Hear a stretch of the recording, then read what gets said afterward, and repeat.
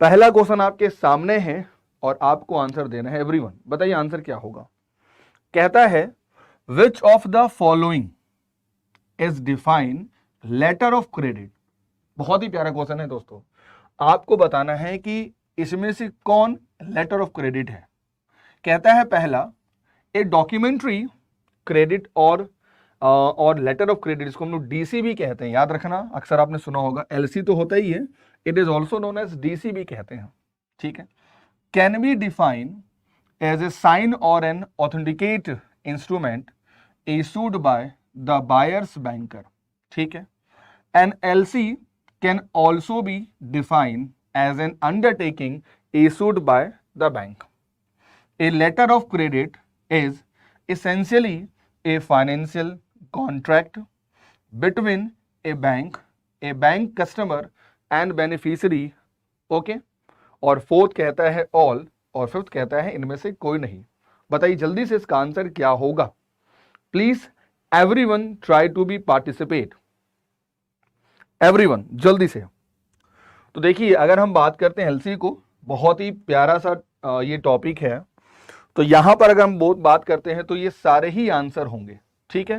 जरा इसको समझ लेते हैं क्योंकि ये अपने में एक बहुत इंपॉर्टेंट टॉपिक है। थोड़ा सा जानकारी ले लेते हैं। देखिए आप सभी लोगों को ये बात तो पता होगा कि एक होता है जिसको हम लोग कहते हैं अप्लीकेंट, या जिसे हम बायर्स भी कहते हैं, या जिसे हम इंपोर्टर भी कहते हैं। ये हो गया हमारा पार्टी नंबर 1, ठीक है। एक होता है जिसे हम लोग कहते हैं बेनिफिशियरी, या जिसे हम कहते हैं सेलर और एक्सपोर्टर। याद रखना यहां दो पार्टी मैं आपको बता रहा हूं। The first one buyer and importer कहेंगे, एंड दूसरा हम लोग कहते हैं अप्लीकेंट इसको, और इसको कहते हैं बेनिफिशियरी या कहते हैं सेलर या एक्सपोर्टर, ठीक है। समझिएगा एलसी है क्या। इस अप्लीकेंट ने कहा कि मुझे कुछ गुड्स आप दीजिए, मीन्स इस इंपोर्टर ने इनसे कहा एक्सपोर्टर से मुझे कुछ गुड्स दीजिए। एक्सपोर्टर कहता है कि हमें कुछ आप पैसा दीजिए तभी तो हम आपको देंगे। तो अप्लीकेंट ने कहा कि जब आप हमें सामान दे देंगे तो आपको हम पैसा दे देंगे। तो अप्लीकेंट बेनिफिशियरी कहता है कि हम आप पे बिलीव कैसे करें। तो हुआ क्या इस केस में, जैसे मैं एक एग्जांपल ले लेता हूं, ये स्टेट बैंक ऑफ इंडिया है, इसको सभी लोग जानते हैं वर्ल्ड में, और इस पर फेथ भी किया जा सकता है। मान लेते हैं इसका नाम HSBC है, इसको भी सभी लोग जानते हैं। तो हुआ क्या, अप्लीकेंट ने अपने देश के ओपनिंग या इशूइंग कहते हैं इसको, याद रखिएगा, इसको क्या किया, इससे कहा कि सर हमें आप एक लेटर दीजिए जिस लेटर के बिहाफ में हम पार्टी को दे के कहें कि यस आपको हम पैसा दे देंगे। इस ओपनिंग बैंक ने यानी कि इस अप्लीकेंट ने इनसे किया इशू, रिक्वेस्ट की एलसी के लिए, और इन्होंने आपको एक इशू कर दिया एलसी, और इन्होंने दिया एडवाइजिंग बैंक को, जिनको ये जानते हैं। ये एडवाइजिंग बैंक याद रखना दूसरी कंट्री का होगा या कभी कभी इंडिया का भी हो सकता है, ठीक है। और इन्होंने ये लेटर पहुंचा दिया बेनिफिशियरी को। अब ये जो बेनिफिशियरी है ये SBI को जानता है, यानी SBI ने कहा कि डियर बेनिफिशियरी आप इनको सामान दीजिए, और अगर ये पैसा नहीं देंगे तो पैसा आपको हम देंगे। समझिएगा ध्यान से, ओके। तो हुआ क्या, इस बेनिफिशियरी के पास एक लेटर आ गया। उस बेनिफिशियरी उस अमेरिका में क्या हो, उस कंट्री में क्या किया उसने, उस वही डॉक्यूमेंट को अपने देश के, जिसको हम लोग कहते हैं नॉमिनेटेड बैंक, या कहते हैं उसको हम लोग नेगोशिएटेड बैंक को दे दिया। एकदम सिंपल मैं बता रहा हूं आपको, ठीक है। अब इस बैंक ने क्या किया, कहा ठीक है लेटर आप दीजिए, और उन्होंने इस बैंक ने इनको पैसा दिया। नहीं जरा सोचिए, बेनिफिशियरी के बाद फाइनली पैसा आ गया, पैसा आ गया, that means the beneficiary will get the amount, ठीक है। और ये डॉक्यूमेंट जो एलसी था, ये डॉक्यूमेंट किसके पास चला गया, इस बैंक के पास। जिनका सारा सामान रेडी हो गया और इन्होंने फाइनली गुड्स को शिप कर दिया, जहाज पर लाद दिया, और कहा कि सामान पहुंच जाएगा किसके पास, बायर के पास, ठीक है। जैसे ही सामान बायर के पास पहुंचा, ठीक है, तो इन्होंने क्या किया, इस बैंक को जिन्होंने इशू किया था उस बैंक को कर दिया पेमेंट। भाई गारंटी तो इन्होंने ही लिया था, ठीक है, तो इन्होंने फाइनली पैसा इनको दे दिया, यस कि हमें सामान रिसीव हो गया, ये लीजिए पेमेंट। अब आप कहोगे सर इनको तो ऑलरेडी पेमेंट दे चुका था, कौन बैंक? उस देश का नेगोशिएटिव या नॉमिनेटेड बैंक। अब जब पता चला उस देश के नॉमिनेटेड बैंकों की, भाई देखिए हमारे यहाँ के एक्सपोर्टर ने सामान भेज दिया है, अब हमें पैसा दे दीजिए, तो जो एलसी किसके पास था? इस बैंक के पास। उन्होंने वही डॉक्यूमेंट जिसको हम लोग बिल ऑफ लेडिंग भी कहते हैं, इनवॉइस भी कहेंगे, ठीक है, ये दिया इसको, इन्होंने डॉक्यूमेंट लिया और पैसा दे दिया किनको? इस बैंक को, जिन्होंने पहले ही पैसा दे दिया था किसको? बेनिफिशियरी को। ये जो पूरा प्रोसेस है ना, इसी को हम लोग कहते हैं letter of credit. I hope आज के बाद आपको ये डाउट नहीं होगा कि what does it mean by the LC, ये सभी लोगों का क्लियर हो गया होगा, एम आई राइट? है ना? ठीक है, तो याद रखना इस केस में ये जो हमारे भाई साहब हैं ओपनिंग बैंक ना, ये लेते हैं मार्जिन मनी। क्या लेते हैं? फ्री में तो पैसा नहीं देगा ना। अब कभी कभी क्या होता है कि मे भी मान लो ये पार्टी डिफॉल्ट हो जाए, पैसा ना दे, तो सारी जिम्मेदारी किसकी होती है? जो इशू करते हैं एलसी। नाउ क्लियर एवरीवन क्या होता है हमारा पूरा केसेस? ठीक है, चलो आगे अगला क्वेश्चन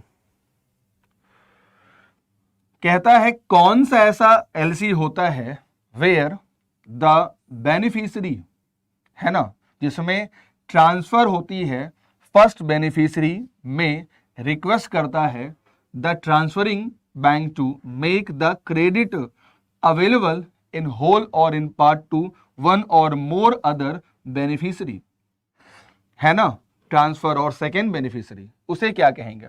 क्या उसे हम ट्रांसफरेबल एलसी कहते हैं? क्या उसे हम नॉन ट्रांसफरेबल एलसी कहते हैं? क्या उसे हम रेड क्लॉज एलसी कहते हैं? या क्या इसे हम इनमें से कोई नहीं? बताइए जल्दी से, इसका आंसर क्या होगा एवरीबॉडी? इसका आंसर क्या होगा? देखिए, एक पार्टी हमारी कौन थी जिसको हम लोग कहते हैं इंपोर्ट, एक पार्टी हमारी कौन सी है जिसको हम लोग कहते हैं एक्सपोर्ट करना, ठीक है। आप जरा समझिएगा ध्यान से, इन दोनों ही पार्टी में क्या कॉमन है? मैं फिर से कह रहा हूं, दोनों ही पार्टी में क्या कॉमन है? एक हमारा इंपोर्ट और एक हमारा क्या हो गया? एक्सपोर्ट। तो याद रखिएगा, कभी कभी क्या होता है कि जो इंपोर्टर एलसी देता है एक्सपोर्टर को, तो ये एक्सपोर्टर कहता है कि भाई जो हम हैं वो सामान कहीं और से मंगवाते हैं, तो उनको भी पैसा देना है। तो उस केस में क्या होगा?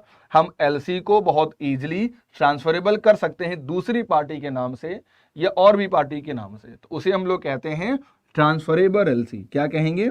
That is known as transferable LC, ठीक is, known is known as transferable एलसी। चलिए अगला बहुत ही प्यारा क्वेश्चन है, which type of letter of credit LC is a specific type of letter of credit in which a buyer extend unsecured loan to seller। बताइए, red clause, transferable LC या ए revocable letter of credit, या इनमें से कोई नहीं? बताइए जल्दी से आंसर क्या होगा? Which type of letter of credit is specific type of letter of credit in which a buyer extend an unsecured loan in to a seller? Answer क्या होगा बताइए जल्दी से। तो यहां पर जो आंसर होगा वो याद रखना, हम लोग इसी को कहते हैं रेड क्लॉज। क्या कहेंगे इसी को हम लोग? इसी को हम लोग कहते हैं रेड क्लॉज एलसी। क्या होती है?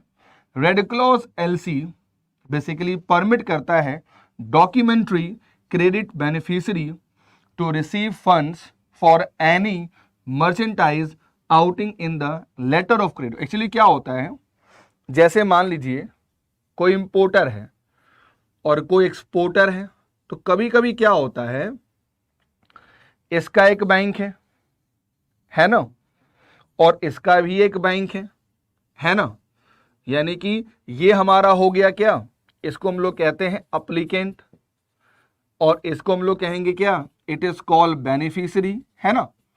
तो कभी कभी क्या होता है, जो एक्सपोर्टर्स होते हैं वो कहते हैं हमें चाहिए कुछ एडवांस पेमेंट, हमें काम करना है। यानी बेसिकली मैं जो हूं वो मैं मैन्युफैक्चरिंग नहीं हूं, मैं कहीं सामान और से मंगवाता हूं, मुझे उनको भी पेमेंट देनी होती है। तो इस केस में क्या होगा, ये एक्सपोर्टर अपने बैंक से कहता है कि भाई मुझे चाहिए एडवांस पेमेंट, मुझे चाहिए इस एलसी के अगेंस्ट में एडवांस पेमेंट। तो ये जो बैंक है ना इंपोर्टर की कंट्री का, ये इसको कहता है कि आप एक काम करो, आप कुछ पैसा दीजिए मेरी गारंटी पर, मेरी गारंटी पर। और इसीलिए एक पॉइंट याद रखिएगा कि हमेशा जब भी रेड क्लॉज की बात होगी तो जो एंट्री होगी ना वो रेड पेन से होती है, यानी लिखा जाएगा कि भाई जो भी हमने एडवांस दिया है वो दिया है किसको, एक्सपोर्टर को। इसे हम लोग बेसिकली क्या कहते हैं, red clause letter of credit. I hope ये सभी लोगों का क्लियर हो गया होगा, है ना। चलिए, थैंक यू। नेक्स्ट वन क्या होती है जरा देखिए, ये हमारा बायर, ये हमारा इशूइंग बैंक, ये हमारा सेलर, ये हमारा एडवाइजिंग या कंफर्मिंग बैंक। होता क्या है, प्रोवाइड फॉर एडवांस पेमेंट किसको, सेलर को, फॉर मैन्युफैक्चरिंग, पैकेजिंग, डिस्पैचिंग के लिए एंड शिपमेंट ऑफ गुड्स, या एडवांस अलाउड बाय कौन से bank, which is called nominated bank of issuing bank to allow advance, इसी को कहते हैं रेड इंक से।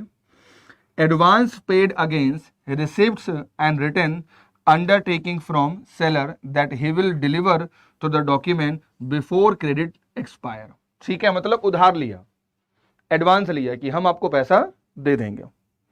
चलिए अगला, यूनिफॉर्म कस्टम एंड प्रैक्टिस, जिसको हम लोग यूसीपी कहते हैं, इसी को हम लोग यूसीपी कहते हैं शॉर्ट में।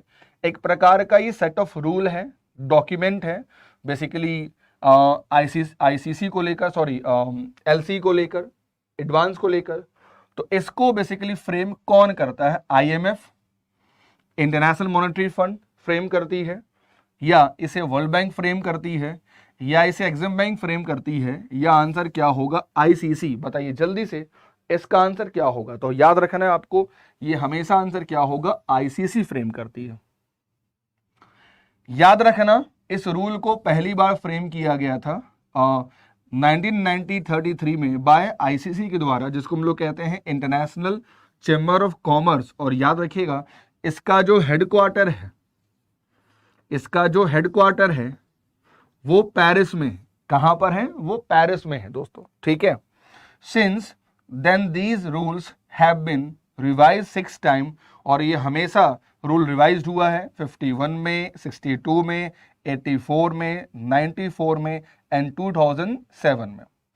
ठीक है, 1 2 3 4 5 और लास्ट में वो हुआ है। ठीक है, USP 600 which is the effective from 7 is the latest revision, यानी हम कह सकते हैं कि अभी जो 600 वाला है वो एकदम लेटेस्ट रिवीजन है जो हम लोग यूज कर रहे हैं। ठीक है, चलिए आईसीसी बोले तो world business organisation.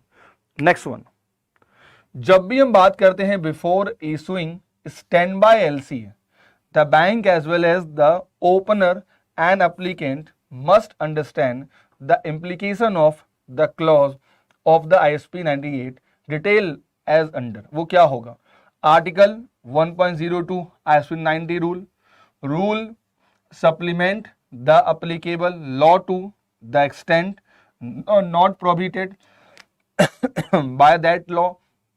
Hence, if there is any provision in the rule which conflict with the Indian law, such provision would not be applicable.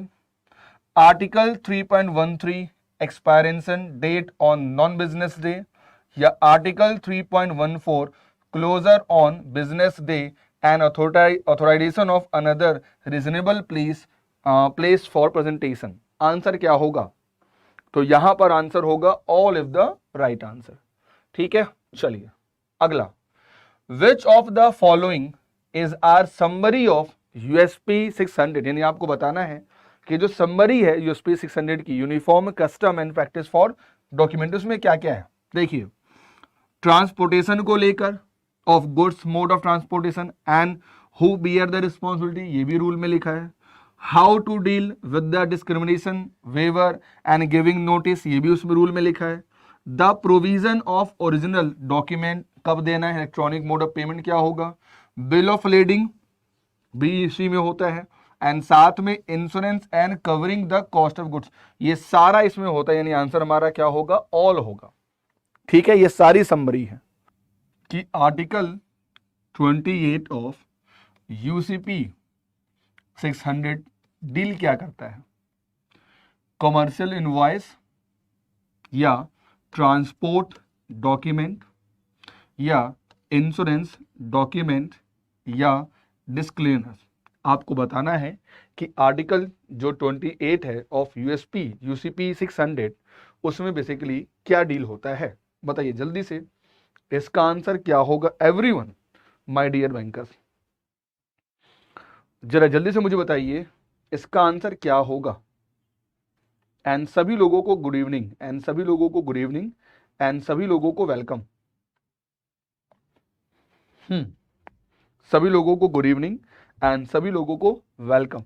चलिए, तो याद रखना है यहां आंसर जो होगा, जो इंश्योरेंस डॉक्यूमेंट होता है उसके बारे में कहा गया है आर्टिकल 28 ऑफ यूसीपी 600। ठीक है, यह पूरा पेपर मैं टॉपिक वाइज करा रहा हूं डेली रात 8 PM पर, जहां मैं कवर करा रहा हूं आपका BFM।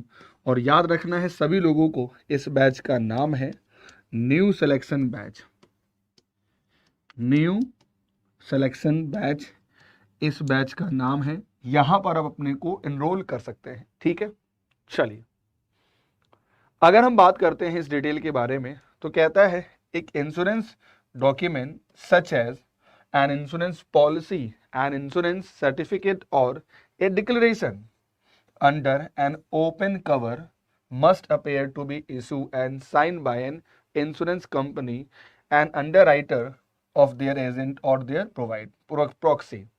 मतलब बेसिकली कि अगर कुछ प्रॉब्लम होती तो हमें उस इंश्योरेंस के द्वारा हमें बेनिफिट होता है। चलिए, where the currency rate is not directly available for particular currency. मान लो हमें ट्रेड करनी है, हम एक्सपोर्ट इंपोर्ट करते हैं एलसी के केस में, और जिनके साथ कर रहे हैं वो नहीं है, and has to work out indirectly through some of the currency it is called. यानी अगर मैं कहूं कि अगर कोई भी रेट डायरेक्टली अवेलेबल नहीं है ना, तो उसे हम क्या कहेंगे। देखिए, अगर मैंने कहा कि $1 इक्वल टू 75 रुपीज़ की बात करते हैं, तो ये जो होता है ना, इसे हम लोग कहते हैं डायरेक्ट कोटिंग। यानी कि जब हम अपनी होम करेंसी को फॉरेन करेंसी से कंपेयर करते हैं, अगर मैंने लिखा 1 INR इक्वल टू $0.43, यानी हमने जब फॉरेन करेंसी को अपनी करेंसी से कंपेयर किया, तो ये हमारा हो गया इनडायरेक्ट और ये हमारा हो गया डायरेक्ट कोटिंग। ठीक है, याद रखना अगर मान लो ये दोनों अवेलेबल नहीं है, उस केस में जो हमारा आंसर होगा वो आंसर होगा क्रॉस। और यहां पर वही कहा जा रहा है कि यहां पर डेट नहीं है, तो उसे हम कहते हैं क्रॉस रेट। याद रखना आपके एग्जामिनेशन में इस छोटे से टॉपिक से एग्जाम में क्वेश्चन जरूर आएगी, इट्स माय गारंटी गाइस। अगर मैंने कहा कि T+0, यानी कि इसी को हम लोग कहते हैं रेडी और कैश, यानी मैं बैंक में गया और मैंने कहा मुझे फॉरेन करेंसी चाहिए और उन्होंने मुझे सेम डे में करेंसी दे दी। ठीक है, एक होता है जिसको कहते हैं T+1, यानी कि इसको हम लोग कहते हैं टॉम, यानी हमने आज कहा और बैंक ने करेंसी हमको टुमारो दी। ठीक है, और तीसरा जिसको हम लोग कहते हैं स्पॉट, जो भी अगर मैं बोलूं बिजनेस ट्रेडिंग होती है वो सारे स्पॉट पर होती है, तो उस केस में क्या होगा हमारा स्पॉट। ठीक है, और आज जैसे तारीख है 7 अप्रैल, और हमने कहा कि जो भी आज का स्पॉट रेट होगा, जो भी आज का स्पॉट रेट होगा, हम उसी के बिहाफ पर आपको सामान देंगे 7 मई को। तो ये जो मैंने काम किया ना, याद रखिएगा टू एवरीबडी, इसी को हम लोग कहते हैं forward, that is known as the forward. ठीक है, चलिए अगला बताओ जल्दी से, अगला। Please participate everybody, please participate everybody, है ना, सभी लोग आंसर में जरूर दीजिए आंसर गलत हो सही हो डजंट मैटर, सभी लोगों को आंसर देना है, ठीक है। An export will remain unrealised, ठीक है, जिसको हम लोग ओवरड्यू विल कहते हैं। Beyond 6 month from the date of export it should be reported to the RBI in which statement on half yearly basis June and December में। मतलब जरा समझिए, कोई एक्सपोर्ट बिल है जो अभी तक पेड नहीं हुआ है, अनरियलाइज्ड है ना, और इसको 6 मंथ हो चुके हैं from the date of export, यानी कि मान लो हमने 6 महीने हो एक्सपोर्ट किए, तभी तक वो बिल हमारा रियलाइज नहीं हुआ, हमें पैसा नहीं मिला, तो हम आरबीआई को रिपोर्ट करते हैं हर हाफ ईयरली पर, ठीक है। उस केस में वह कौन से स्टेटमेंट में इसको हम डालते हैं, एटीएक्स, एक्सओएस, पीपीपी और एसडीएफ। बताइए जल्दी से इसका आंसर क्या होगा, बहुत ही प्यारा क्वेश्चन है, बताइए इसका आंसर क्या होगा। तो सभी लोगों को पता होना चाहिए, इसका आंसर होगा विच इज कॉल्ड, इसको हम लोग कहते हैं स्टैच्यूटरी डिक्लेरेशन फॉर्म, जो कि रिजर्व बैंक ऑफ इंडिया के पास हम रिपोर्ट सबमिट करते हैं, ठीक है। ये बहुत ही प्यारा क्वेश्चन है। चलिए अगला, sight bill drawn under import letter of credit would be crystallised and how many day after the date of receipt if not at paid, ठीक है। जो साइट बिल है वो ड्रॉन होता है under import letter of credit would be crystallised on how many day after the day of receipts if not yet paid, 10th होगा, 11th होगा, 15th होगा या 30th होगा, बताइए जल्दी से। हाय देवादीश, वेलकम। इसका आई होप आपने फॉर्म भर दिया आप लोगों ने।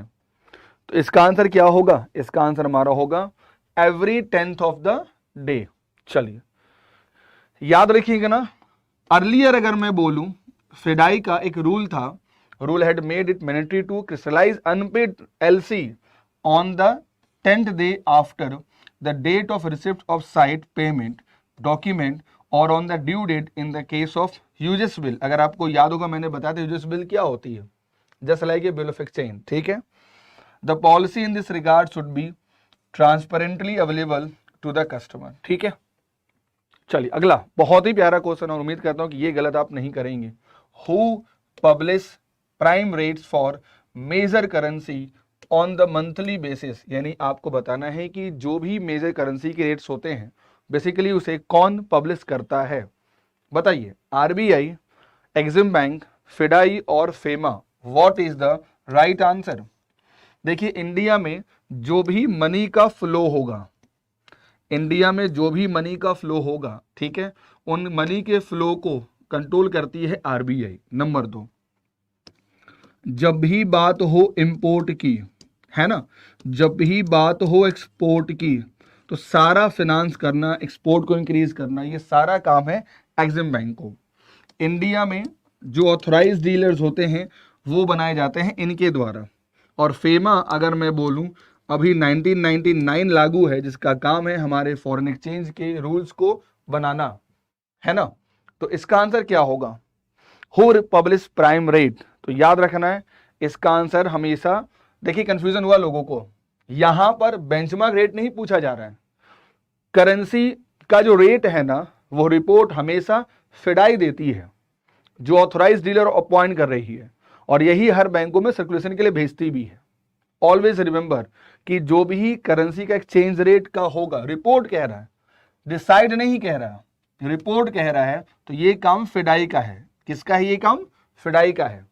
चलिए बहुत प्यारा क्वेश्चन है, export proceed from any of the ACU country, ACU का फुल फॉर्म मुझे बताइए क्या होता है, is settle through a separate what account maintain by authorised dealer for this purpose, rupees account, EFC account, dollar euro account या DD account. बताइए जल्दी से इसका आंसर क्या होगा, इसका आंसर क्या होगा। सभी लोगों को करना है पार्टिसिपेट। तो इसका आंसर हमारा होगा C number, dollar euro. Dollar euro is the right answer, ठीक है। अगर मैं कहूं नंबर 1 बांग्लादेश, नंबर 2 भूटान, जहां के रॉयल मॉनेटरी अथॉरिटी हैं, इंडियन का आरबीआई है, bank of Islamic Republic of Iran, उसके बाद मालदीव है ना, उसके बाद मैं बात करूं म्यांमार का, नेपाल का, पाकिस्तान का, और अगर मैं बोलूं श्रीलंका का। ये सारे वो 8 कंट्री हैं, है ना, 8 नहीं 9 कंट्री हैं जो बेसिकली इनमें मेंबर हैं टोटल। ये सारे मेंबर्स कंट्री हैं, ठीक है, ये सारे मेंबर्स कंट्री हैं। इनका नाम याद रखना, नाम बहुत इंपॉर्टेंट है सभी लोगों के लिए, ठीक है। चलिए अगला बताइए जल्दी से, बहुत ही प्यारा क्वेश्चन है। अगर कोई केस हमारा रुपीज में बिल है, कोई रुपीज का बिल है, तो the effective date of realisation of an export bill is the date of in banks, वो क्या होगा? पहला तो डेबिट होगा वोस्टो अकाउंट, या डेबिट होगा नोस्टो अकाउंट, या क्रेडिट होगा वोस्टो अकाउंट, या क्रेडिट होगा नोस्टो अकाउंट। बताइए जल्दी से क्या होगा। मैंने से बहुत अच्छी सी केस स्टडी भी कराई है आप लोगों की, अगर आपको याद होगा। जब भी अगर हम बात करते हैं एक्सपोर्ट की, याद रखना एक्सपोर्ट में हमेशा आपका जो मार्जिन मनी होगा, जो आपका मार्जिन मनी होगी वो हमेशा माइनस होगा। और जब भी आप इंपोर्ट का बिल रियलाइज करेंगे तो उसमें याद रखिएगा जो मार्जिन मनी होती है वो हमेशा प्लस होगी। और यहां पर क्योंकि कह रहा है एक्सपोर्ट बिल की बात हो रही है, तो यहां पर Nisha Kaushik, very nice question you have, and okay I देखो simply I am just telling you, very easy guys, बहुत इजी है। आपको मैंने परसों नरसों सेशन लेके आपको मैंने वीडियो अपलोड किया था, आप अगर हो सके टेलीग्राम ग्रुप पे नहीं ज्वाइन करिए, जहां पे मैंने बता दी आपकी अगली 2 महीने की स्ट्रेटेजी क्या होनी चाहिए। आपके पास टाइम कम है और ये बात एकदम फैक्चुअल है कि आपके पास कंटेंट पूरा रिवाइज करने का समय नहीं है, ऑनेस्टली मैं कहूंगा। तो कम से कम आप जैसे 4 पेपर हैं, इन चारों पेपर के जो स्मॉल नोट्स होते हैं उनको बनाना स्टार्ट कर दीजिए, जो भी इंपॉर्टेंट टॉपिक वाइज आपको लगते हैं। और अगर हो सके तो हम लोग इस 20th को एक बैच स्टार्ट कर रहे हैं आप लोगों के लिए, जिसका नाम है सुपर एलाइट, जहां हम सिर्फ करेंगे ओनली प्रैक्टिस एमसीक्यू और केस स्टडी। तो वह 2 महीने का बैच होगा। उस 2 महीने में आपसे हम जितने भी हमारे पेपर हैं उन सभी यूनिट के जितने भी एमसीक्यू जनरेट हो सकते हैं हम लोग उसको कराएंगे उस बैच में। तो प्लीज उस बैच में आइए, मोस्ट वेलकम, ठीक है। Okay, that is very important guys, ठीक is, known is very important. और अगर हो सके तो आज जाके आप जल्दी से, क्योंकि पता है आज एक ऑफर चल रहा है हॉलीवुड प्लेटफॉर्म पे, आप एक सुपर एलाइट बैच ले लीजिए। सुपर एलाइट बैच में खास बात क्या होगी कि जितने भी सीआईबी के हमारे पेड बैच चल रहे हैं उन सभी पेड बैच का आपके पास होगा एक्सेस। और जो नया बैच आ रहा है अगले इसी महीने में 20 तारीख से, उसमें सारे केस स्टडी, सारे एमसीक्यूज होंगे, सारे पेपर्स के आपको वहां से बेनिफिट मिलेगा। तो प्लीज ज्वाइन दिस बैच। और इस बैच में आप यूज कर सकते हैं कोड राजीव। जैसे ही आप इस कोड को इस्तेमाल करेंगे, याद रखिएगा आपको तुरंत आज डिस्काउंट मिलेगा 55%। Please join that batch. और उस बैच में जो मेरी जिम्मेदारी होगी, मैं कवर कराऊंगा बीएफएम, ये मेरी जिम्मेदारी है। आप बहुत इजीली इस पेपर में 60 स्कोर करोगे, इट्स माय कमिटमेंट एवरीवन, ठीक है। आई होप आपको आंसर मिल गया होगा। चलिए, अगर हमें डायमंड डॉलर पता होगा, अगर हम एक्सपोर्ट करते हैं डायमंड का, तो हमारे पास ये अकाउंट होना चाहिए जिसका नाम है डायमंड डॉलर अकाउंट। और ये एक ट्रैक रिकॉर्ड बताता है कितने साल का average turnover of rupees what, यानी कितने साल का हमारा टर्नओवर होना चाहिए, और ट्रैक रिकॉर्ड बेसिकली, और हमारे कितने ईयर का टर्नओवर होगा। तो इसीलिए फिर हम तभी आप डायमंड डॉलर अकाउंट ओपन करवा सकते हैं। 2 और 3 यानी 2 साल और 3 करोड़, 2 साल और 5 करोड़, 3 साल और 2 करोड़, 3 साल और 5 करोड़। बताओ जल्दी से आंसर क्या होगा। यानी अगर आपको डीडीए अकाउंट्स ओपन करवाना है तो आपके पास मिनिमम कितने साल कितने ईयर का होगा। तो याद रखना 2 साल और 3 करोड़, 2 साल और 3 करोड़। देवाशीष जी डी नहीं। चलिए अगला, एक पर्सन है जो रेजिडेंस है इन इंडिया एंड अर्नर है of foreign currency should open what account with an authorized dealer in India? Overseas foreign currency, EE exchange earner foreign currency, rupees या वोस्टो? बताइए इसका आंसर क्या होगा, इसका आंसर क्या होगा एवरीबॉडी, इसका आंसर क्या होगा? तो इसका आंसर आपका क्या होगा? दिस इज कॉल्ड, इसी को कहते हैं exchange earner foreign currency account. ठीक है, अगर मैं कहता हूं exchange earner foreign currency account, एक अकाउंट होता है जिसको मेंटेन किया जाता है in foreign currency with an authorise dealer के द्वारा। कैटेगरी 1 बैंक जो होते हैं वो ऑथराइज डीलर इसमें आते हैं, a bank authorise to deal in foreign exchange. ठीक है, चलिए जब भी हमें कुछ इंपोर्ट एक्सपोर्ट लेना करना होगा तो हमारे पास एक नंबर होना चाहिए। इस नंबर को कौन इशू करती है आपको बताया जाना है, इसको कहते हैं व्हाट इज, अभी मैं बताऊंगा आईईसी कोड क्या होता है। ठीक है, इसे आरबीआई इशू करती है, डीजीएफटी करेगी, सेबी करेगी या सेंट्रल गवर्नमेंट ऑफ इंडिया करेगी? बताइए इसका आंसर क्या होगा? Everybody participated. तो हमेशा याद रखना ये काम करेगी आपकी डीजीएफटी। क्या होती है? इंपोर्ट एक्सपोर्ट कोड, जिसको हम लोग आईईसी के नाम से जानते हैं, 10 डिजिट का नंबर होता है। ये बेसिकली आइडेंटिफिकेशन है कि आप बिजनेस करते हैं, और इसको जनरेट करती है कौन? डीजीएफटी, जिसको हम लोग कहते हैं director general of foreign trade, जो कि हमारी कॉमर्स मिनिस्ट्री का एक पार्ट है। और इसको हम लोग ऑलरेडी इंपोर्टर एक्सपोर्ट कोड के नाम से भी जानते हैं। और ये मैंडेटरी है उन सभी कंपनियों का और बिजनेस को जो बेसिकली इस कोड को लेने के बाद ही आप बिजनेस स्टार्ट कर सकते हैं फॉर इंपोर्ट एक्सपोर्ट का हमारे इंडियन टेरिटोरी में। ये पॉसिबल नहीं है कि टू एक्सपोर्ट और इंपोर्ट बिजनेस कि आप बिना इस कोड के हमारे एक्सपोर्ट इंपोर्ट को कर पाएंगे। This is mandatory. ठीक है, चलिए any person who want to make a remittance for import, ठीक है, any person who want to make a remittance for import, ठीक है, exceeding what, कितने अमाउंट के ऊपर, or its equivalent should make an application in front of form of AY to AD। वह rupees कितना होगा? बताइए आंसर क्या होगा? 500 रुपीज, 1000, 50,000 और 1,00,000 रुपए? बताइए जल्दी से इसका आंसर क्या होगा, इसका आंसर क्या होगा? चलिए तो इस क्वेश्चन का जो आंसर है वो आंसर होगा, याद रखिएगा, 500 rupees is the right answer. ठीक है, यानी कि $500 या इससे ऊपर का अगर हमें करना होगा रेमिटेंस, ठीक है, तो आपको फॉर्म A1 को भरना होगा, है ना, फॉर टू द एडी को भर के देना होगा।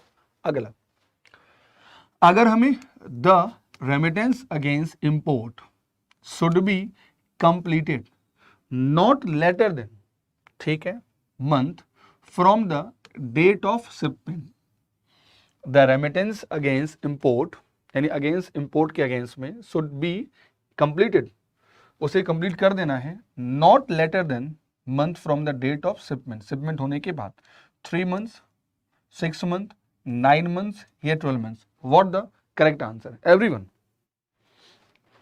सभी लोगों से मेरा रिक्वेस्ट होगा कृपया सेशन को जरूर लाइक करें और प्लीज आंसर के लिए ना सभी लोग पार्टिसिपेट करिए। ये मत फील करिए कि गलत होगा सही होगा, कुछ भी हो आपको आंसर फील करना है सभी लोगों को। ठीक है, मस्ट बी ओके। तो हमेशा याद रखना है कि जो अगर हम रेमिटेंस अगेंस्ट इंपोर्ट की बात करते हैं तो उसका आंसर हमारा होगा 6 महीने भी कहीं लिखेगा या लिखता है अगर 180 डेज तो आंसर आपका ये भी होगा। ठीक है, मैक्सिमम 6 महीने का टाइम दिया जाता है। चलिए अगला बहुत प्यारा क्वेश्चन है। जब भी हम बात करते हैं credit directly extended by overseas supplier of goods to the importer is called, उसे क्या कहते हैं? सप्लायर क्रेडिट कहेंगे, बायर्स क्रेडिट कहेंगे या इंपोर्ट लेटर ऑफ क्रेडिट कहेंगे या इनमें से कोई नहीं? बताइए जल्दी से। Credit directly extended by the overseas supplier of goods to the importer, उसे हम क्या कहेंगे? क्या इसे हम सप्लायर क्रेडिट कहेंगे, क्या इसे हम बायर्स क्रेडिट कहेंगे, क्या इसे हम इंपोर्ट लेटर ऑफ क्रेडिट कहेंगे या इसे हम इनमें से कोई नहीं? Sharda welcome first of all, and please आप इस चैनल पे अगर नए हैं तो चैनल को जरूर सब्सक्राइब करें एंड सेशन को जरूर लाइक करें. Thank you. Now the answer is a. The answer is a. Very nice. Next one. Whenever talk about the advance against export bill, please always remember advance against export bill when the shipment is already made is called A. Option number A PCL, option number B PCFC, option number C PSF, or none. Please, what the right answer? What is the right answer? Whenever advance against export bill when the shipment is already made is called. One more thing I'm just like to inform you everyone कि if you feel for concept clarity then please join me daily 8 PM in batch BFM.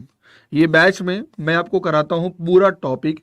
यहाँ topic भी होता है, सबसे पहले concept clear होगा, उसके बाद आपका एमसीक्यू भी यहाँ मैं कराता हूँ और फिर यहाँ कराता हूँ आपके लिए प्रैक्टिस. तो इस बैच में जुड़ सकते हैं और जुड़ने के लिए आप यहाँ विजिट करें और कोड यूज करें राजीव.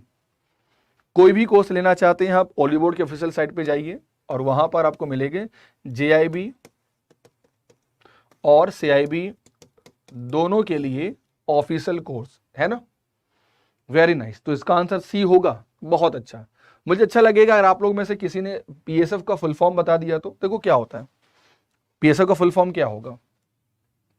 इसको कहते हैं post shipment finance. Is a kind of loan. ठीक है, एक प्रकार का लोन होता है. प्रोवाइडेड बाय, कौन देता है, बाय कोई भी फाइनेंस इंस्टीट्यूशंस. किसको, टू एन एक्सपोर्टर और seller against a shipment that has already been made. यानी उसके अगेंस्ट में आपको उसके लोन मिलेगा तो आप अपना काम पूरा कर पाओगे. ठीक है. Please what the right answer, जल्दी बताइए इसका आंसर क्या होगा. इसका आंसर क्या होगा. If there is nothing stated in letter of credit, अगर कुछ भी नहीं लिखा है एलसी में, bank shall accept which type of bill of lading. पहला chartered party bill of lading, दूसरा स्टेट बिल ऑफ लीडिंग, तीसरा the third one received for shipment bill of lading, and fourth one on board bill of lading. Please tell me what is the right answer. अगर कुछ भी नहीं लिखा होगा तो, अगर कुछ भी नहीं लिखा होगा तो, इफ देयर इज नथिंग, अगर कोई भी नहीं है लिखा हुआ है तो उसे क्या कहेंगे.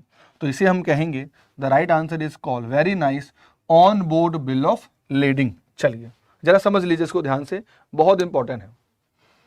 N on boarding bill of lading signify that goods have been loaded, यानी सामान लोड हो चुका है इनटू कह लो कार्गो शिप में, and it has a document that is released by the goods carrier to his client. So this is known as the on board bill of lading, इसको कहते हैं. ठीक है. चलिए very nice. which serve as a confirmation of cargo they have received, therefore bank shall accept on board of bill of lading. चलिए अगला. Which among the following statement is correct regarding a revolving credit? That which a available for use in any country, that cover many shipment up to a particular period of time or particular amount of both, that which may be easily transferable by beneficiary to his supplier, and fourth, that which allow the beneficiary packaging credit in foreign currency. बताइए what the right answer, everyone, what the right answer. Which among the following statement is correct regarding revolving credit? Revolving credit, that which available for use in any country, that cover many shipment up to a particular period of time or particular amount or both, that which may easily transferable by beneficiary to his supplier, or that which allow beneficiary packaging credit in foreign country. क्या होगा answer. तो इसका answer आपका होगा option number 1. 1 is the right answer. ठीक है. that which is available for use in any country, that is known as revolving credit. ठीक है. चलिए नेक्स्ट वन देखिए.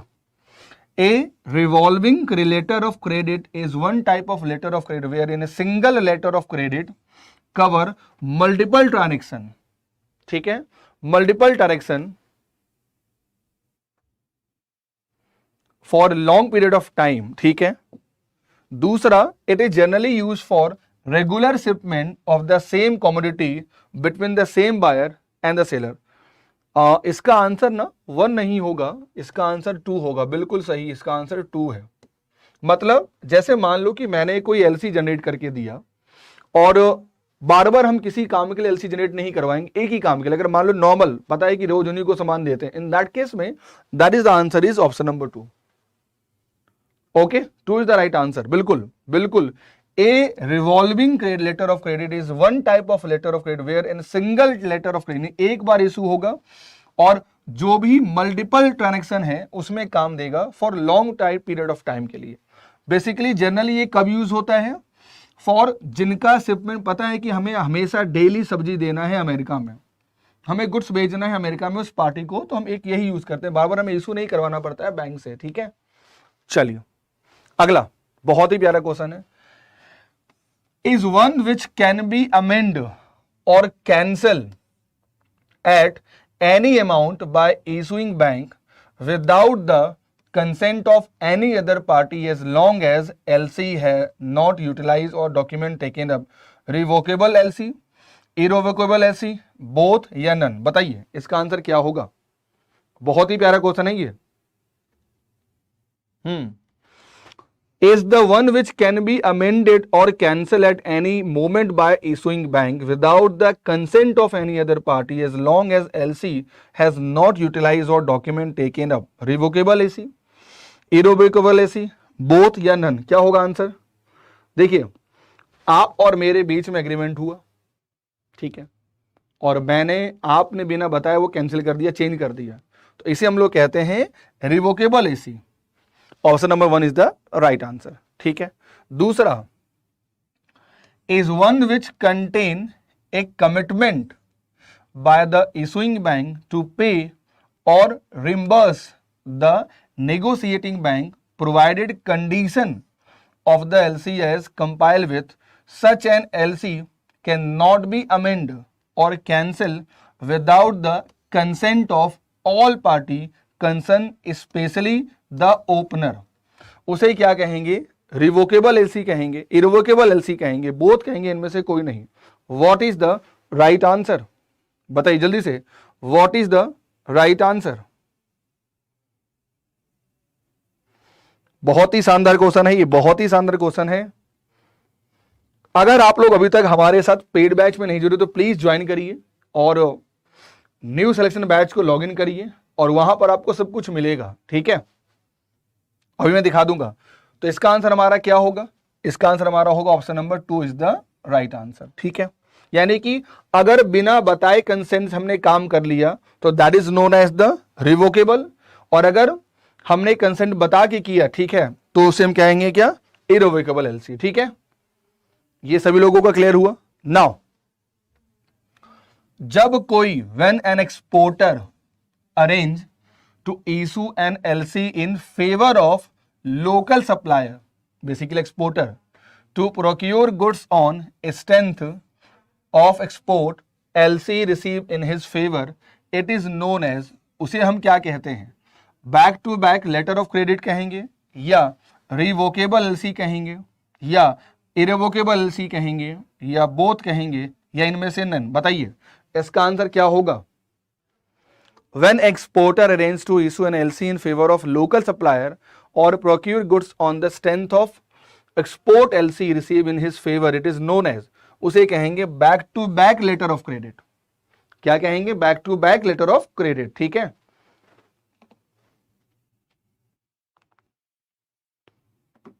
चलिए next one.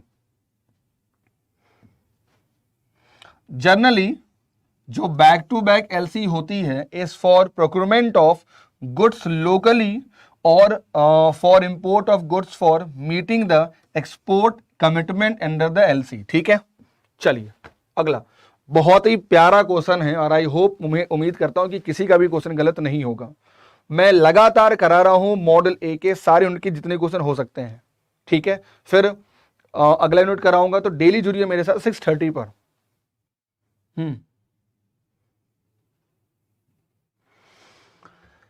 The buyer of goods, खरीदने वाला, who request for LC is also called an, उसे क्या कहते हैं?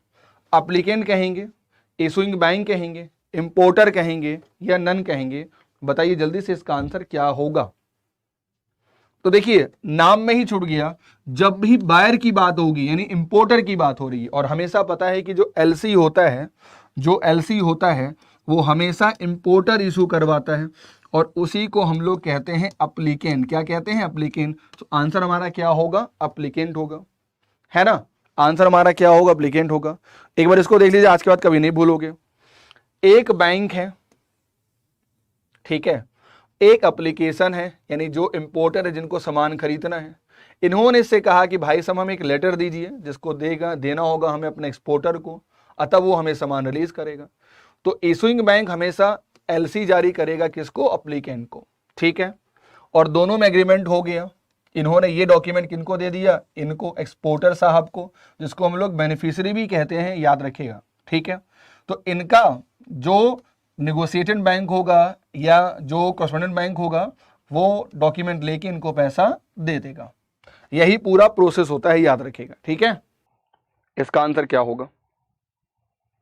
कहता है the buyer of the goods who request for LC, LC means letter of credit, is also called, उसे हम क्या कहेंगे? उसे हम अप्लीकेंट कहते हैं, उसे हम इशूइंग बैंक कहेंगे, उसे हम इंपोर्टर कहेंगे, या इनमें से कोई नहीं? बताइए जल्दी से, जो एलसी रिक्वेस्ट करता है उसे हम क्या कहेंगे? बताइए जल्दी से, इसका आंसर क्या होगा? ट्राई टू पार्टिसिपेट एवरीवन, सभी लोग कोशिश करिए आंसर देने की। डजंट मैटर आंसर सही होता है कि गलत होता है, कोई मैटर नहीं करेगा, ठीक है। चलिए, तो मैंने बताया था आपको, जो भी इशू करता है उसे हम कहते हैं एप्लीकेंट। ये याद रखना, ये बहुत इंपॉर्टेंट है।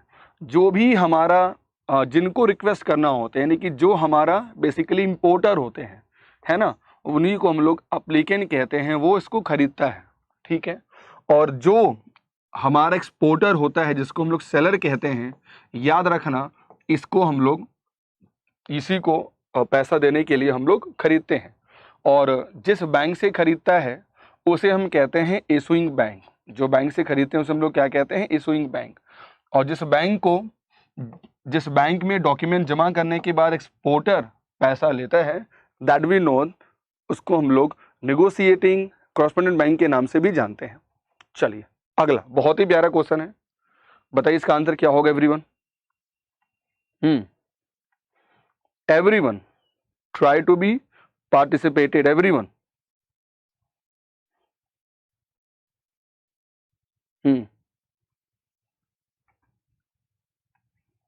चलिए, पता होगा आपको, ये बहुत इंपॉर्टेंट है। यूसीपीडीसी ये पहली बार फ्रेम हुआ किनके द्वारा? उसका नाम है ICC, international chamber of commerce, है ना। इन विच ईयर? 1933 में फ्रेम हुआ, 51 में फ्रेम हुआ, 62 में फ्रेम हुआ, या इनमें से कोई नहीं? मुझे बताइए जल्दी से कि जो यूसीपीडीसी है वो बेसिकली कब फ्रेम हुआ? जल्दी से बताइए सारे लोग। वन मोर थिंग, तो ये फ्रेम हुआ, याद रखिएगा, ये फ्रेम हुआ 1933 में। अगर मैं कहूं आईसीसी के बारे में, तो इसका जो हेडक्वार्टर है वह पेरिस में है। इसका हेडक्वार्टर कहां पर है? तो पेरिस में है, ठीक है। एंड वन मोर थिंग, अगर मैंने कहा सिंस देन, जब से ये गाइडलाइन जारी हुई, ठीक है, तो याद रखिएगा ये टोटल 6 टाइम्स वाइज रिवाइज हो चुका है। यानी कि 51 में रिवाइज हुआ, 62 में रिवाइज हुआ, 84 में रिवाइज हुआ, 94 में रिवाइज हुआ, एंड 2000 में रिवाइज हुआ है। और याद रखना, जो सबसे लेटेस्ट हमारा है यूसीपी 600, यही एक्टिव है ना। और यही एक्टिव है जो कि 1/7/2007 से एक्टिव है, और ये एक लेटेस्ट एंड रूलिंग रिवीजन है। मतलब it is just like A set of rule, ये सेट ऑफ रूल है जिसको बेसिकली आईसीसी ने बनाया है। किसने बनाया है? आईसीसी में। और ये बना फर्स्ट टाइम 33 में दोस्तों, है ना। इसका बनाने का एक ही पर्पस है, क्योंकि हम लोग ग्लोबल ट्रेड करते हैं, तो ग्लोबल रूल होना चाहिए। चलिए अगला। अगर मैं कहता हूं कि जो हमारा लेटेस्ट रूल है यूसीपी 600 वॉज मेजर रिव्यू, इसमें बहुत सारे बदलाव किए गए, and history of uniform rule for documentary credit, कहते हैं it is learner with only, अभी अगर मैं कहूं इसमें टोटल 39 आर्टिकल है, और पहले इसमें कितने थे, यानी कि जो इसका पहले का वर्जन था आपको बताना है उसमें कितने आर्टिकल थे जिनको रिवाइज करके 39 आर्टिकल कर दिए गए। 49 आर्टिकल थे, 52 थे, 56 थे या नन, बताइए जल्दी से इसका आंसर क्या होगा। I request to everyone try to be participated, है ना, try to be participated everyone. Okay, सभी लोगों को पार्टिसिपेट करना है, सभी लोगों को पार्टिसिपेट करना है। तो याद रखना है सभी लोगों को, जो रूल पहले 39 था वह रूल 49 हो चुका है, मतलब पहले जो 49 था वो अब 39 हो चुका है, यानी कम कर दिया गया, ठीक है। चलिए कहते हैं वाइल कुछ ऐसे आर्टिकल है इस रूल में of the earlier version were deleted, some of the article were merge, कुछ को मर्ज कर दिया गया, और कुछ ऐसे हैं फ्यू न्यू आर्टिकल एडेड, जिनमें कुछ नए आर्टिकल भी बनाए गए। द मेजर थ्रस्ट जो था वो सिंप्लीफाई किया गया लैंग्वेज को, यानी क्योंकि पता होगा जो आर्टिकल का लैंग्वेज था ना वो बहुत ही ज्यादा मतलब कंफ्यूजिबल लैंग्वेज हुआ करता, उसको रिफाइन किया गया इन दिस अपडेट वर्जन में, ठीक है। चलिए आपको बताना है स्टेट वेदर ये स्टेटमेंट ट्रू है या फॉल्स है, ठीक है। पहला क्वेश्चन है the issuing bank generally advise LC through advising bank, ठीक है। दूसरा क्वेश्चन है the reimbursing bank negotiate the document and pay to the beneficiary. तीसरा कहता है the applicant has no obligation to indemnify bank against any obligation impose by foreign law. बताइए क्या होगा आंसर, 4, 5 एंड 6। जल्दी से सभी लोग पार्टिसिपेट करिए और कोशिश करिए आंसर देने की, एवरीवन।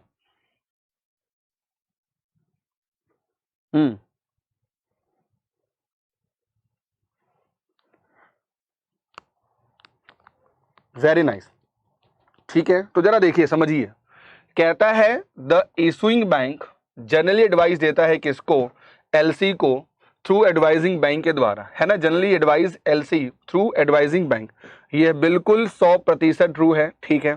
दूसरा क्या कह रहा था कि जो रिम्बर्सिंग बैंक है वह नेगोशिएट करता है डॉक्यूमेंट एंड पे द बेनिफिशियरी, तो अगर आपको याद होगा ये फॉल्स है क्योंकि यह काम नेगोशिएटिंग बैंक का नहीं है, ठीक है। तीसरा भी फॉल्स है क्योंकि साफ साफ याद रखना जिसने एलसी इशू करवाया, the person who are authorise to issue, मतलब हुआ तो ऑब्वियसली पेमेंट के लिए जिम्मेदारी होगी उसकी ना, वो तो करेगा ही। अगर मैंने इसी इशू करवाया किसी बैंक से, तो वॉट एवर द लॉ किसी भी कंट्री में अगर होगा तो उसके लिए मैं भी रिस्पॉन्सिबल हूं इन दैट केस में, ठीक है। तो दूसरा होगा हमारा, ये क्या होगा, फॉल्स होगा। चलिए अगला बताइए जल्दी से। कहता है अगर एडवाइजिंग बैंक, ओके, चलिए देखिए, if the advising bank is unable to establish the authenticity of LC and then it must be immediate inform the issuing bank, क्या ये ट्रू है कि फॉल्स? आराम से पढ़िए और आंसर दीजिए। इट्स माई गारंटी, देखना आप लोगों को मैं एग्जाम से पहले बीएफएम के सारे यूनिट करवा दूंगा, इट्स माई कमिटमेंट गाइज, है ना। चलिए द अप्लीकेंट इज लाइबल, और अगर आपको मेरे साथ टॉपिक वाइज क्लास करना है, ठीक है, तो मैं डेली 8 PM पर क्लास लेता हूं बीएफएम के लिए, है ना। और इसके लिए आप हमारे साथ कोई भी बैच एनरोल करिए सुपर एलाइट का, वहां पर आपको सारी मेरी मिलेंगी क्लासेस लाइव 8 PM पर। तो दूसरा कहता है the applicant is liable for any act done और losses occurred due to foreign law, तो शायद पहले का भी आंसर 2 होगा और दूसरे का भी आंसर 2 होगा, बिल्कुल ये जिम्मेदारी है और ये बिल्कुल सही है। चलिए अगला, ये जो मैंने आप लोगों को बताया ना, इसको याद रखना, इसका बहुत काम आपको आगे देगा, है ना, कि इसमें कौन एप्लीकेंट होता है, इसमें कौन क्या होता है, इसमें ओपनिंग बैंक कौन होता है, इसमें एडवाइजिंग बैंक कौन होता है, ये बहुत ही इंपॉर्टेंट है। इसको अगर आपने समझ लिया ना, गारंटी आप एलसी में कभी कंफ्यूज नहीं होंगे, ठीक है। चलिए क्वेश्चन क्या आता है जरा देखिए ध्यान से। क्वेश्चन है, it is the responsibility of which bank, it is the responsibility of which bank to examine the document before making payment, यानी डॉक्यूमेंट को एग्जामिन करना बिफोर द पेमेंट, ये रिस्पॉन्सिबिलिटी किसकी होगी? The first one negotiating bank की responsibility होगी, the second one opening bank की responsibility होगी, या थर्ड वन एप्लीकेंट की रिस्पॉन्सिबिलिटी होगी, और फोर्थ वन इनमें से कोई नहीं। मुझे बताओ जल्दी से इसका आंसर क्या होगा एवरीवन, किसकी रिस्पॉन्सिबिलिटी होती है डॉक्यूमेंट को चेक करने की बिफोर द मेकिंग पेमेंट? उसका नाम क्या है? तो शायद अगर मैं कहूं यही जो वो भाई साहब होंगे ना, क्योंकि फाइनली पैसा देता कौन है? यही देते हैं किनको? बेनिफिशियरी को, जिनको बेनिफिट होता है। याद रखना, जिसने इशू किया उसको हम लोग एप्लीकेंट कहते हैं, और जिसको फाइनली पैसा मिलता है उसे हम लोग कहते हैं बेनिफिशियरी। ये आपको याद रखना होगा, it is very important guys, ठीक है। तो देखने से ही लग रहा कि ये जिम्मेदारी किसकी होगी? नेगोशिएटेड बैंक की होगी। तो आंसर भी हमारा क्या होगा? नेगोशिएटिंग बैंक होगा। चलिए आगे, in the case advising bank, देखिए कौन है this one, in the case of advising bank does not advise the LC, it must inform of its decision to which bank immediately. अगर मान लो इसने कोई एडवाइस नहीं दिया, उस केस में सबसे पहले ये इन्फॉर्म किसको करेगा? इसको कहेगा जिसने इसे जारी किया है, या उसको कहेगा जो अंत में पैसा देगा। द फर्स्ट वन उसको कहते हैं क्या? नेगोशिएटिंग बैंक, या ओपनिंग बैंक, या एप्लीकेंट, या इनमें से कोई नहीं। बताइए जल्दी से इसका आंसर क्या होगा? एवरीबॉडी जल्दी मुझे बताइए इसका आंसर क्या होगा। चलिए तो याद रखना, अगर मान लो इसने कुछ एडवाइस नहीं किया तो ये इसको बताएगा जिसका नाम है ओपनिंग बैंक, ठीक है। चलिए अगला, एज पर द यूसीपीडीसी 600, ध्यान से, द इशुइंग बैंक, अगर मैं बात करता हूं कौन बैंक इशुइंग है, यही तो इशुइंग बैंक होगा, मानते हैं इसको ए, ठीक है। Issuing bank has how many day to accept और refuse the document drawn under LC? कितने दिनों में? 180 डेज, 5 डेज, 90 डेज, और इनमें से कोई नहीं। As per the UCPDC 600, the issuing bank has how many banking day to accept और refuse the document drawn under the LC? जो ये डॉक्यूमेंट इनको दे रहे हैं उनकी बात हो रही है। तो याद रखना उसके पास टाइम होता है पूरा 5 दिनों का। उस 5 दिनों में ये जो डॉक्यूमेंट इन्होंने इनको दिया है इसको ये रिफ्यूज भी कर सकते हैं। ओके चलिए, आप अगर अभी तक चैनल को सब्सक्राइब नहीं किया तो प्लीज सब्सक्राइब करिए और हमें बताइए आपको ये सेशन कैसा लगा एवरीवन, ठीक है। कोई भी इंफॉर्मेशन हो, कोई भी डाउट हो, प्लीज आप मुझे यहां कमेंट करिए। We all are here to help you guys. Session पसंद आए तो जरूर से लाइक करिएगा and thank you very much for joining this session. Okay, thank you.